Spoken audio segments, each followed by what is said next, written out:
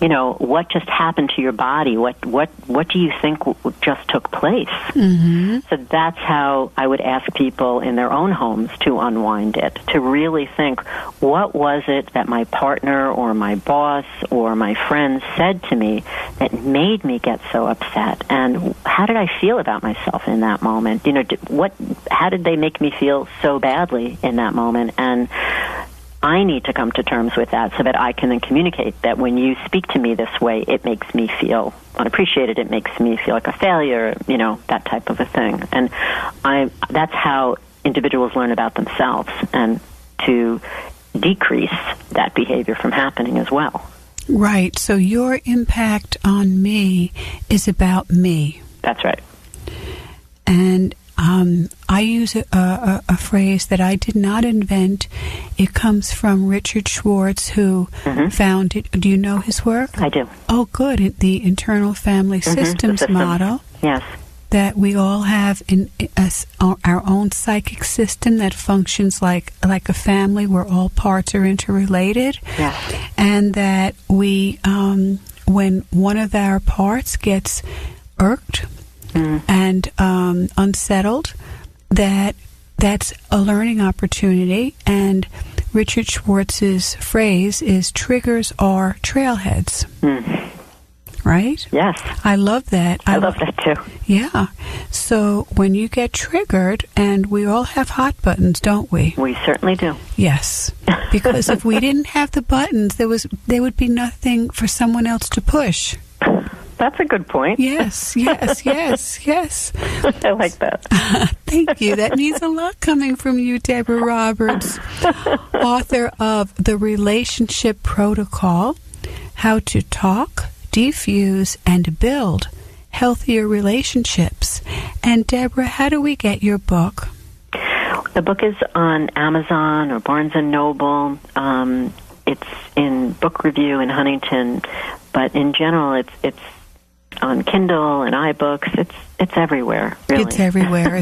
It's online, just like online. Amazon is everywhere, right? Everywhere, that's right. And, it's very interesting. I love the name of your book, The Relationship Protocol, because, unfortunately, many people believe that we need to hold it together at work. In the workplace, that's when we play a specific role. We have a specific job description. And we can do that at work. Not everybody, of course. We know there's hostility and aggression in the workplace as well. But it's more circumscribed. And yet when we go home and let our hair down, that's right. Say, well, this is my buddy, this is my intimate, this is my blood, this is my family member. Right. I can just be myself. And that's really where the hardest work often needs to be done with our intimates. You're correct. And there are a lot of, I call them misfires that happen. Where one person says something and the other misinterprets it, and then a whole argument ensues because they thought they were, on the same page and they weren't. And, I'll say, just label it as a misfire. You don't have to keep engaging in the same argument over and over. No one's right. But I think, to your point, one of the things that I recommend is that you have to let the other person know, if you come back to the key elements, that they're important to you. So you don't get to completely let your hair down at home. Because if I'm committed to you and you matter to me, then again, that's going to guide how I speak to you. If I'm tired and I'm grumpy, it's my job to tell you that, hey, you know what? I had a hard day and I need a few minutes before we talk, or let me go take a shower and then come down and then I'll watch the kids. But, just give me a couple of minutes.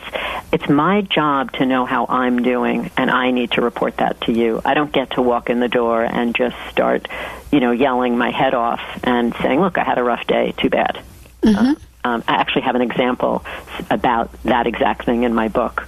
And I often tell my clients a story of a woman that I worked with who couldn't understand why she passed out when she was on her first day of a nursing orientation job. And she came in here to my office and was so nervous, and she thought, oh my God, I'm just going to pass out every time I'm in the hospital. And I said, well, why don't you tell me about your day? And she was so out of touch with what had happened previously all day until the moment that she passed out. But she was running late. Her car didn't start. She dropped her keys in the snow. She had a flat tire. It was just one thing after another. By the time she got to her orientation, she hadn't eaten, and I had like 2 pages of notes of everything that had happened to her, and until she started talking about it, she didn't even realize yes. And I think that speaks to how if we don't stay mindful of what the stressors and internal and external that are going on in our world, in our day, we can fall apart.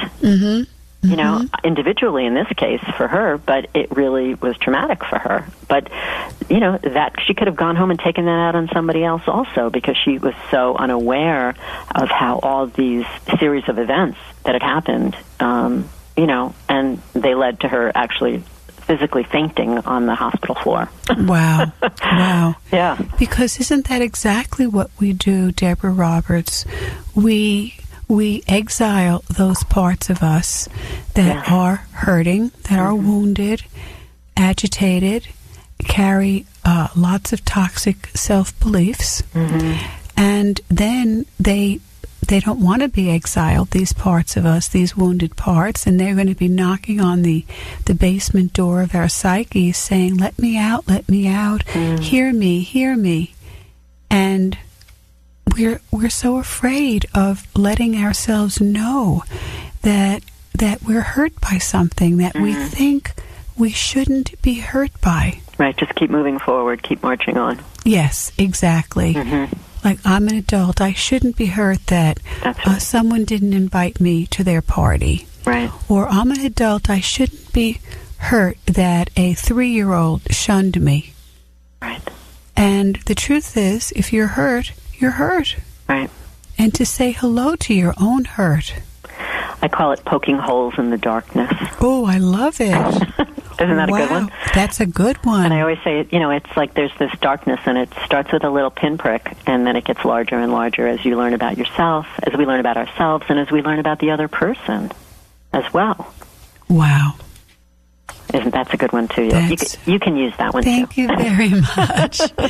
Poking holes in the darkness, taking and getting a little peephole, and saying hello, especially to those younger wounded parts of us. That's right. And those protector parts. And I'm using this language because I know you know it, and for everyone listening to us, we do have protector parts and what people would call it defenses.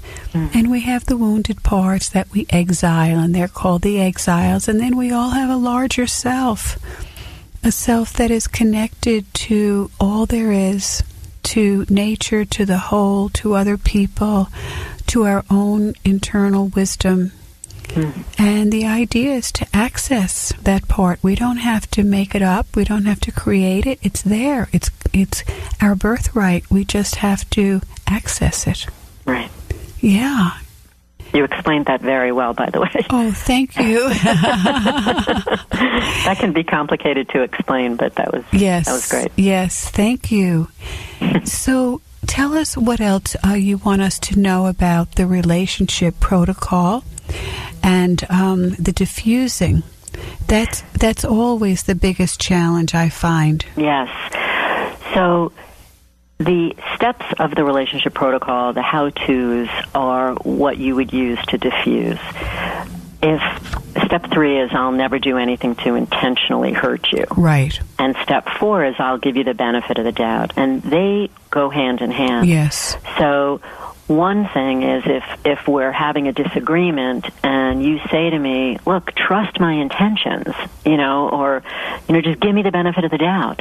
Right there, that's a reminder that, wait a minute, we need to really listen to each other, that I'm not giving you the benefit of the doubt, then this has become a one-upmanship. So that's one way, just by using that language. But if you come to me and you say, look, I don't like that you said this at the party the other night, I don't get to say, well, too bad, too bad for you.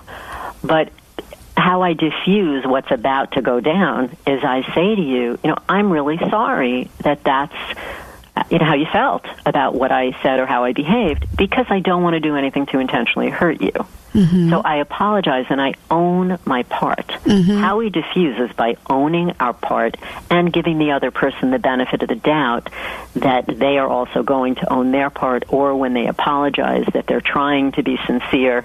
And that's how things start to shift, and that's how you build trust. Another way is, if an argument is escalating, you can actually use step one. Arguments escalate because we're arguing about what we're talking about. It's like, you said this and you said that, mm-hmm. and, or you're so loud, or your tone. But what people aren't realizing is there's this escalation happening. Yes. We're now arguing. And if I put a label on it and I say we're arguing, if you use step one, if something is starting to build or an argument is happening, and you just say one of those sentences, look, I don't want to fight with you. Mm-hmm. Then it's not about what we're talking about anymore. Mm-hmm. But I'm labeling this as we're fighting now. I don't want to fight with you. I care about you. You matter to me. Let's just stop this. And your step one is in the affirmative. I want to get along with you. That's right. I'm stating my intention right there. Mm-hmm. That's mm-hmm. exactly right. And it's such when I explain the model and I explain step one, it's I want to get along with you. I don't want to fight with you. I want to be closer to you. And those are 3 sentences. It's not a script. You can use them if you want, or whatever comes out of your mouth is fine as well. Yes. But that gives you a guide. And they do state intentions. And if they're relevant to what's going on, then use them or use one of them. But when there's an argument happening or something starting to get more intense or heated, or you see it around the corner coming, I don't want to fight with you. I want to get along with you. Mm-hmm. Please, can we just temper this or try to talk about this in a more civilized way? And then I say, slow it down. You're going to have the conversation. Wait till you're calm. Use the model as a guide, as a framework, as a way to help you. And if the other person tells you that you did or said or behaved in a way that they didn't like, don't get defensive, because if you get defensive, the conversation's basically over. Mm-hmm. Just own it. I'm mm-hmm. sorry that I hurt you. I don't mm-hmm. want to hurt you. Why would I want to hurt you? I care about you. Yes. That's to me the whole gist of the messaging, that you are important to me, and everything I do is going to speak to that. Yes, and I will never do anything to intentionally hurt you. Mm-hmm. I want to talk about that, and I wanted to talk about how sometimes we do want to zing our intimates. Right. And everyone, stay tuned, because I am very happy to let you know that Debra Roberts, author of The Relationship Protocol, is coming back next week. So this is one of a 2-part series with Debra Roberts. Thank you so much, Debra. I will speak to you next week. And this is Dr. Spencer saying goodbye for now and wishing you great relationships.